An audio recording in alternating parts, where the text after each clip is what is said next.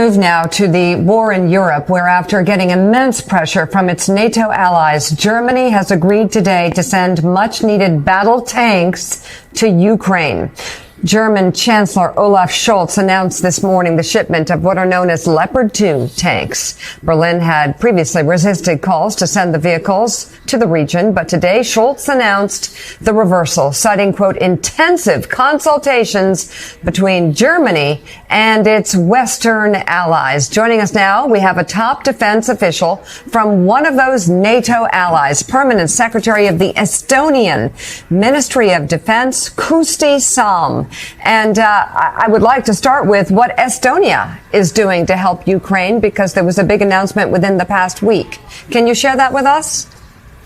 Good morning, everyone. Yes, with large pleasure. Estonia has been one of the largest supporter of Ukraine. Last week we achieved 1% of lethal aid. That amounts for $400 million US dollars in Estonian terms.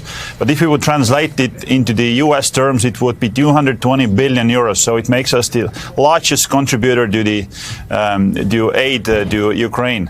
Last week, what we also did, we convened a large conference in Estonia that was called Tallinn Pledge. So we had 11 defense ministers around Europe.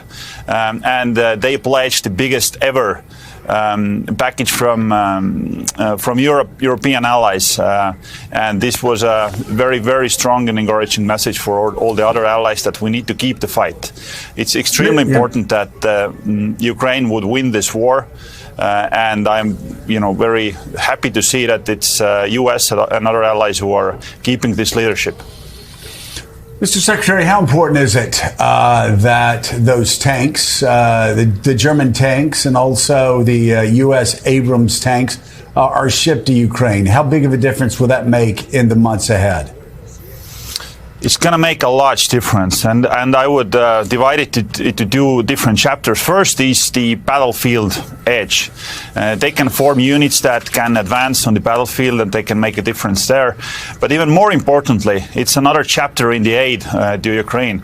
For months, tanks have been something that has been sort of forbidden talk. Western allies have been reluctant to give tanks. Now this hurdle is something that we have come over, and it's a very, very strong, encouraging message, and hopefully we move to other areas soon. There's been frustration from Baltic states like your own, who are literally right on the cutting edge with Russia, Poland, other frontline states, with how slowly countries like Germany and France and at times Britain have moved. Are you feeling better right now about how even those countries that aren't on the front line are supporting Ukraine? Do you think they're doing everything they can to help Ukraine push the Russians out? Well, to be honest, we have been quite content with the Western actions and the Western unit. It has been clearly a surprise for Russians, but clearly a very encouraging sign for ourselves. The Europe and also US has mobilized itself for very large Ukrainian packages. Clearly, there's a room to do more. Estonia just reached 1% of GDP. In Europe, the European efforts have been, 10 times or even more less than Estonian efforts. So there's clearly room to do more.